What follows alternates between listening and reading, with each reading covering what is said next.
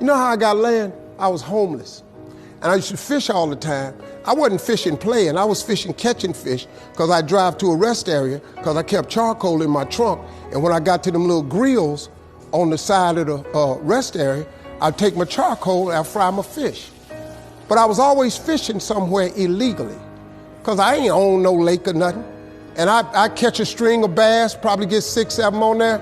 Hey, what are you doing over here? Get away, get out of here. I pull my string up. Hey, them fish don't belong to you. Let them fish go. I got to take all them fish off the hook and throw it back in the water. He didn't know, man, that I'm trying to eat, but I can't break no law, so I got to go on about my business. So first thing I said, I told God, I said, when I get me some money, I'm going to buy me a piece of land. Because I just want a piece of land where can't nobody run me off. I just want something I can stand on. This here piece belonged to me. So this how I did it.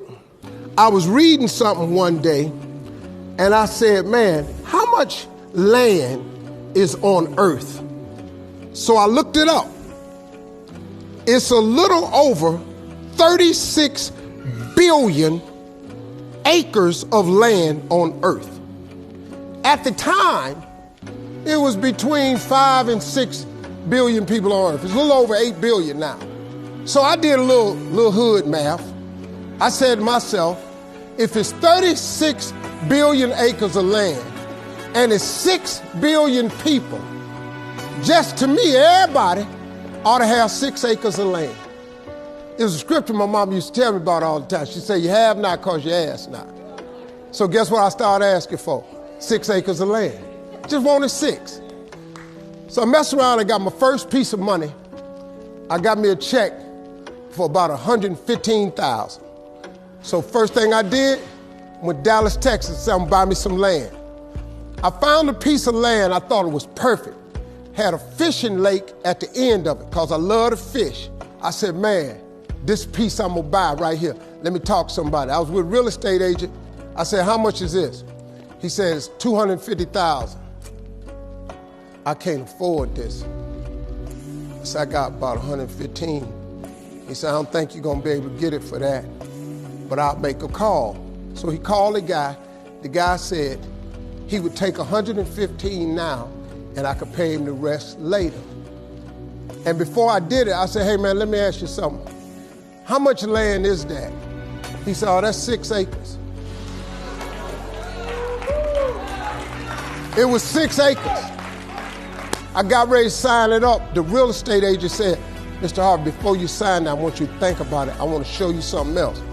So he took me over to this dude's house. I never met this guy. He came outside. He's a hillbilly. He's just country.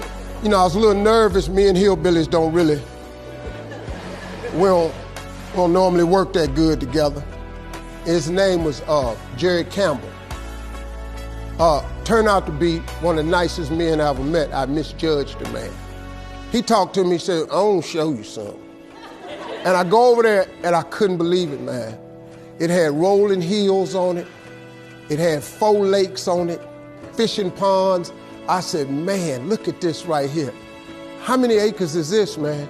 He said, 16 acres. I said, man, I can't afford nothing like that. He said, well, hold on, I'm in a tide right now. How much you got? I said, well, I was gonna do this other piece of land. I got 115 I'm gonna pay now. And if you give me a year to pay out the rest of it, I could buy it from you like that. He said, tomorrow morning, if you bring me a $115,000 check, I'm gonna give you this land. So I got the 16 acres of land the next day. So I said, wow, that's how it worked. You have not because you ask not. I asked for 6. Soon as I was gonna buy the 6, he put some grace on it. Next thing you know, I got 16 for the same money. So I got to thinking, I got a couple partners in Cleveland that's locked up. They not getting out of prison. So I asked God, could I have a 6?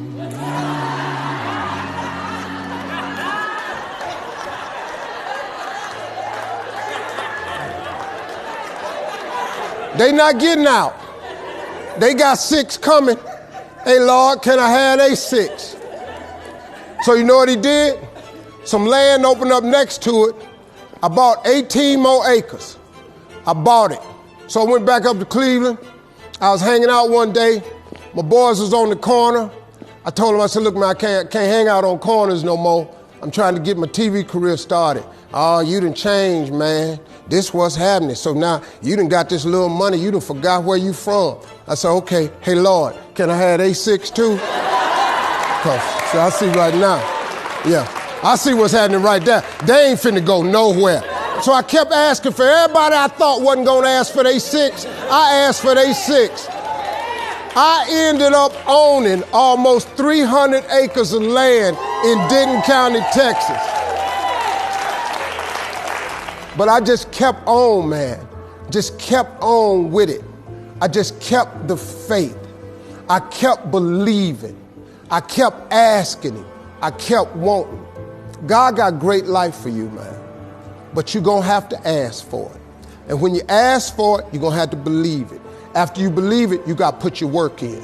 Now, if you don't want to do the work that it takes to be successful, this man with his success, if you knew how hard he worked, if you knew the hours he put in, the hours his daddy put in, if you knew what it really took, it's daunting. It's days, man, where you go, whoa, what is this I'm trying to do? But you got to hang in there. See, getting what you want is up to you. How you get there, that's up to God. See, the problem with you is you trying to figure out how to do something. Listen to this. The how-to ain't none of your business. The Bible don't tell you to figure nothing out. It say ask, believe, and receive.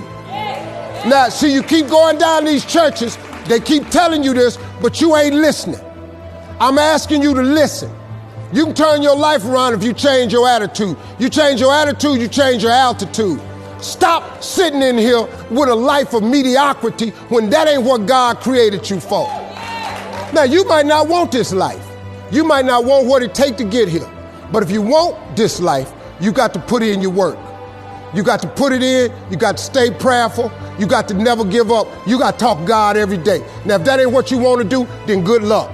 You keep doing what you've been doing, you're going to keep getting what you've been getting. I would try something else if I was y'all. I appreciate y'all coming. Thank y'all very much.